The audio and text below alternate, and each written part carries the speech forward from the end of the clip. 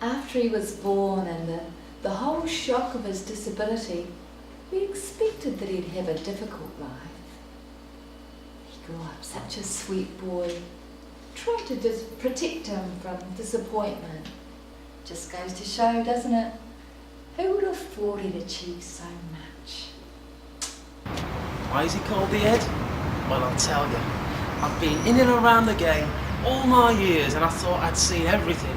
I've seen a lot of things, but until I first saw him, I'll tell you, nobody can head the ball like Billy the Ed Jones.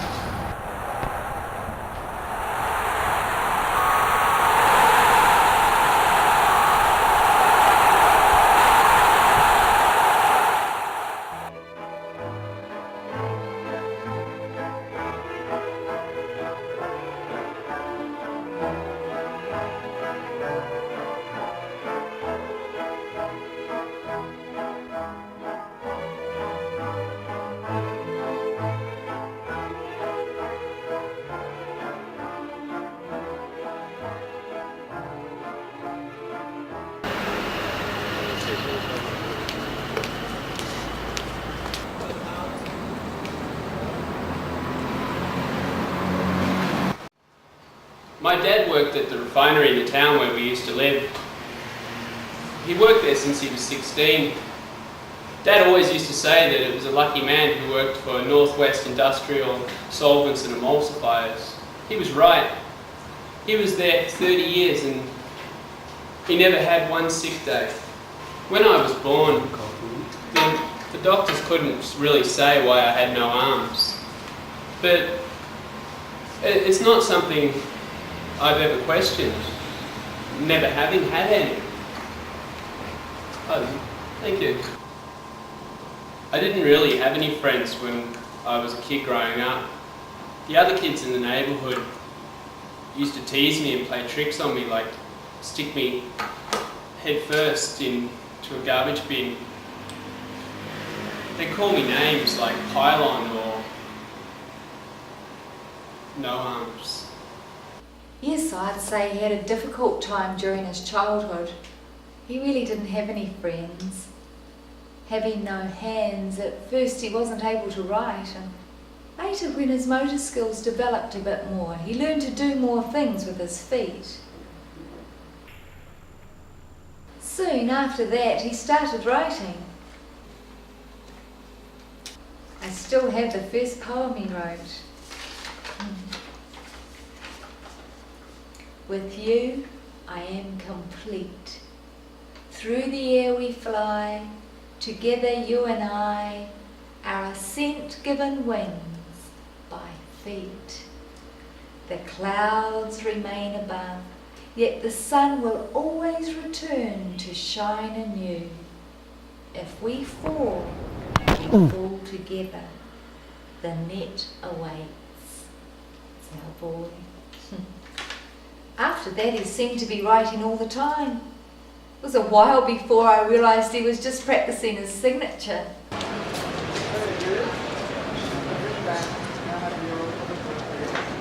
sure. It's always a pleasure to meet a fan.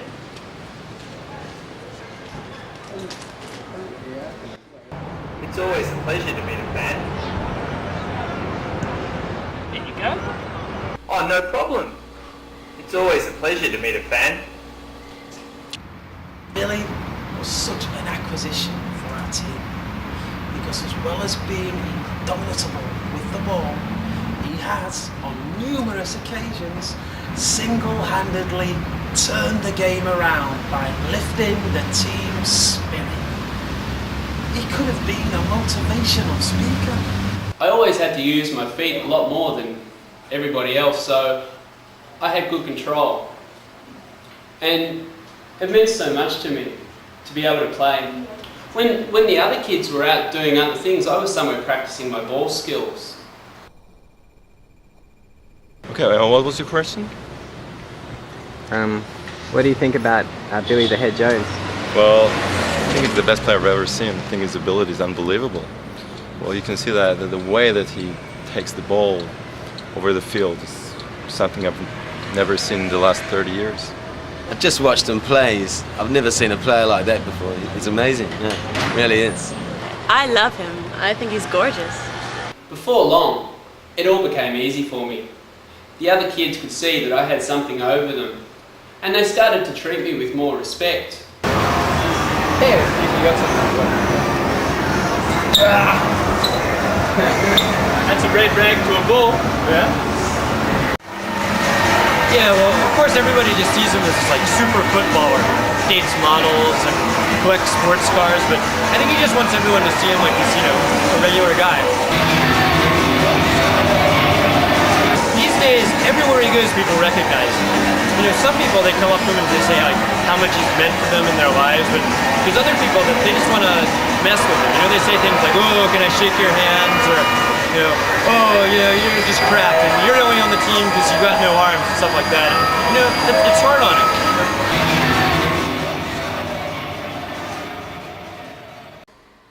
Is that a word? Mm-hmm. Where? Yeah. Doggone. You reckon that's in the dictionary, Mum? I don't think so. I don't think so either. No. Better buy a better dictionary. They were always trying to come up with vocations for me so that I wouldn't be dependent all my life. But I was lucky because I never had any doubts. Nobody really believed I'd make it as a soccer player, of course. I first realised that the boy had talent when he was just a youngster, so I take a bit of credit for myself.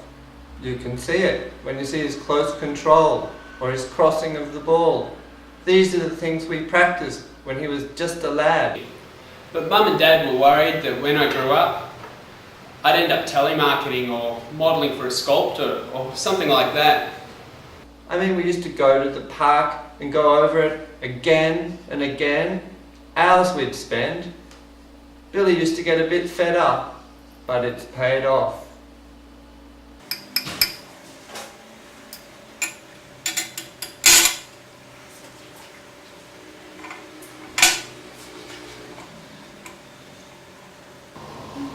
Well, sometimes the media portray him as really stupid, and that really irritates me because he's not big. I mean, he's actually a very deep and thoughtful person.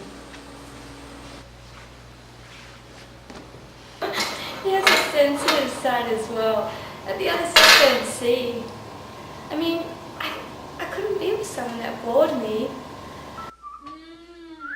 What's he cooking? Bit of this, bit of that. Billy had been playing for a local team, and he was causing quite a stir. And as he began to ripen as a player, all the big teams were after him. He was a #1 draft, and so we thought we were going to have to pay an arm and a leg to get hold of him. But as it turned out, he knew we wanted to play for all along. Fortunately, it was us. Billy hadn't been on the team long, and in fact it was his first game. And to be perfectly honest, I thought he was a bit of a twat. I mean, we're good mates now, but at the time I didn't like his attitude one bit. I mean, there we were, the most successful team in the league over the past decade, and in comes this new guy and he thinks he's calling the shots. So, there we are, start of the game, we win the toss, referee blows his whistle, I pass the ball to Billy, he's supposed to pass it down the wing just like we did in practice. But instead, boom, he cracks it right over the keeper, right in the back of the net. Bob's your uncle. Unbelievable, his first touch in the league, and he puts it in the back of the net, from the halfway line and on. What a jummy bastard. After he kicked the goal from the halfway line, he became a celebrity overnight. He couldn't drink a beer down the pub anymore without everybody staring at him. My brother loves you. It's always nice to meet a fan. Do you like? But he took it really well. Still, our boy though has dinner with us every Tuesday night. I think if you've got doggone, you've got to have do. If you don't have do, then you can't have doggone. And he's always been really thoughtful towards his fans. He goes out of his way to make them happy. I'm as proud as Punch of the little fella.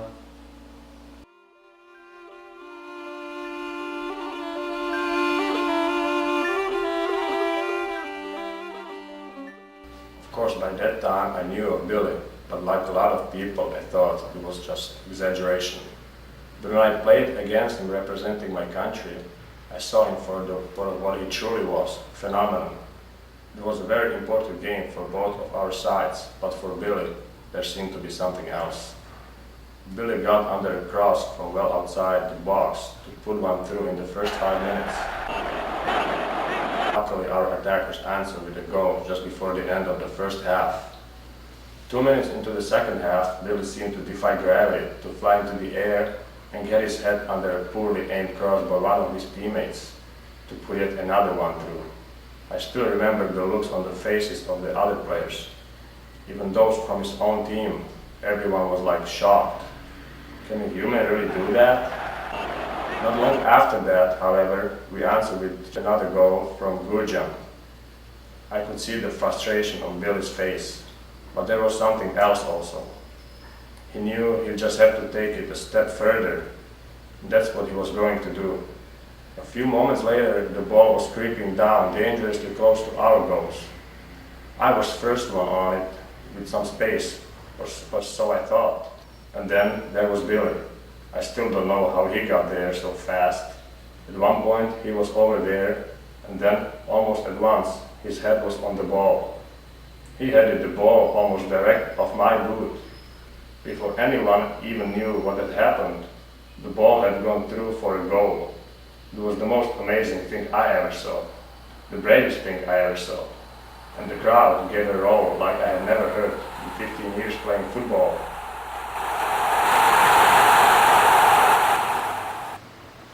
Yeah, I am proud of that game.